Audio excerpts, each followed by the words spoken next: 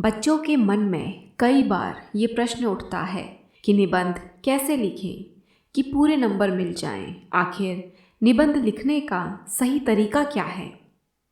आज मैं आपको एक उदाहरण से निबंध का सही तरीका बताने जा रही हूँ। सबसे पहले आपको बीच में अपने निबंध का विषय लिखना होता है, बिल्कुल ऐसे। फिर रूपरेखा लिखनी होगी। रूपरेखा में आप निबंध की सभी हेडिंग्स को लिखेंगे।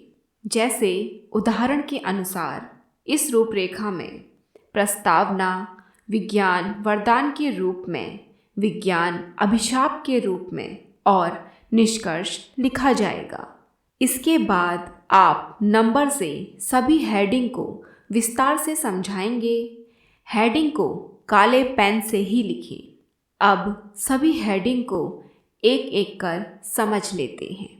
प्रस्तावना। आज का युग वैज्ञानिक चमत्कारों का युग है। मानव जीवन के प्रत्येक क्षेत्र में आज विज्ञान ने आश्चर्यजनक प्रभाव उत्पन्न किए हैं। मानव समाज की सारी गतिविधियां आज विज्ञान के कारण ही संभव हो पाई हैं। अज्ञात रहस्यों की खोज में उसने आकाश की ऊंचाइयों से लेकर पाताल की गहराइयां तक नाप दी हैं। किंतु दूसरी ओर अनियंत्रित वैज्ञानिक प्रगति ने मानव के अस्तित्व पर ही प्रश्न चिन्ह लगा दिया है। इस स्थिति में हमें सोचना पड़ता है कि विज्ञान वरदान है या अभिशाप। विज्ञान वरदान के रूप में आज के मनुष्य का संपूर्ण जीवन विज्ञान के आलोक से आलोकित है। प्रकाश, पानी, साबुन, पंखा, गैस स्टोव, फ्रिज, कूलर और यहाँ तक कि शीशा, कंघी से लेकर साइकिल, स्कूटर, बस, रेल, टीवी, सिनेमा, रेडियो आदि जितने भी साधनों का हम अपने दैनिक जीवन में उपयोग करते हैं, वे सब विज्ञान के ही वरदान हैं।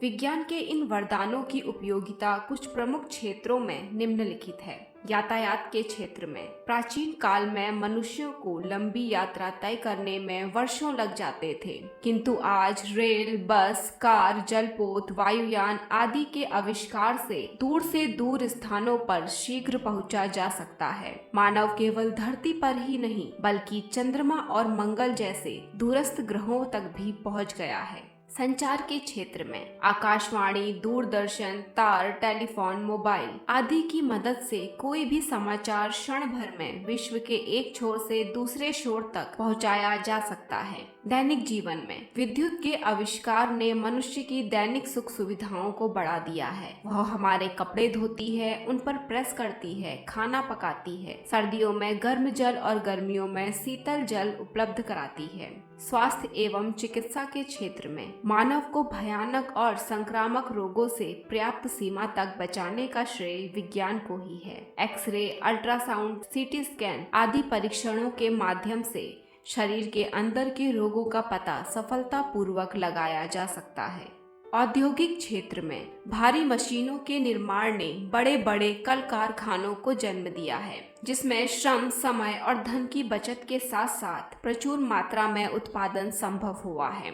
कृषि के क्षेत्र में विज्ञान ने किसानों को उत्तम बीज, प्रौढ़ एवं विकसित तकनीकी, रासायनिक खादें, कीटनाशक, ट्रैक्टर, ट्यूबवेल और बिजली प्रदान की है। शिक्षा के क्षेत्र में मुद्रक यंत्रों के आविष्कार ने बड़ी संख्या में पुस्तकों का प्रकाशन, जिससे पुस्तकें सस्ते मूल्य पर मिल सकी हैं। इसके अतिरिक्त पत्र पत्रिकाएं भी लोगों को ज्ञान प्रदान कर रही हैं।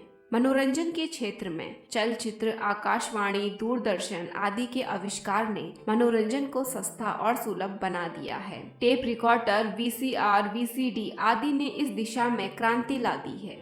विज्ञान अभिशाप के रूप में विज्ञान का एक और पक्ष भी है। विज्ञान मानव कल्याण में कार्य करता है, परंतु किसी भी समय विज्ञान एकाएक प्रबलतम विध्वंसक और संहारक शक्ति का रूप ग्रहण कर सकता है। इसका उदाहरण गत विश्व युद्ध का वह दुर्भाग्यपूर्ण पल है जब हिरोशिमा और नागासाकी पर एटम बम गिराया गया था। स्पष्ट है कि विज्ञान मानव मात्र के लिए सबसे बुरा अभिशाप भी सिद्ध हो सकता है। अधिक सुख सुविधाओं के कारण मनुष्य आलसी और आराम तलब बनता जा रहा है, जिससे उसकी शारीरिक शक्ति का ह्रास हो रहा है और अनेक नए नए रोग उत्पन्न हो रहे हैं। औद्योगिक प्रगति ने पर्यावरण प्रदूषण की विकट समस्या खड़ी कर दी है।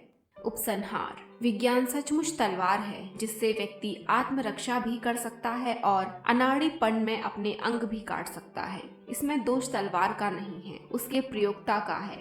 विज्ञान ने मानव के सम्मुख असीमित विज्ञान का मार्ग खोल दिया है, जिससे मनुष्य संसार से बेरोजगारी, भुखमरी, महामारी आदि को समूल नष्ट कर विश्व को अभूतपूर्व सुख समृद्धि की ओर ले जा सकता है। अतः स्वयं मानव को ही यह निर्णय करना है कि वह विज्ञान को वरदान रहने दे या अभिशाप बना दे। अंत में कुछ ध्यान में रखने योग्य बातें। निबंध लेखन में पहली हेडिंग प्रस्तावना और अंत में निष्कर्ष या उपसंहार लिखना होता है। इसके बिना निबंध अधूरा माना जाएगा। निबंध लेखन में आपको दिए गए विषय पर अपने विचार लिखने होते हैं। निबंध कम से कम 2 पेज का होना चाहिए। अगर आप बताए गए तरीके से निबंध लिखते हैं तो आपको पूरे नंबर ज़रूर मिलेंगे। 3 सबसे महत्वपूर्ण निबंध के लिए सामने स्क्रीन पर आ रही वीडियो को देखें।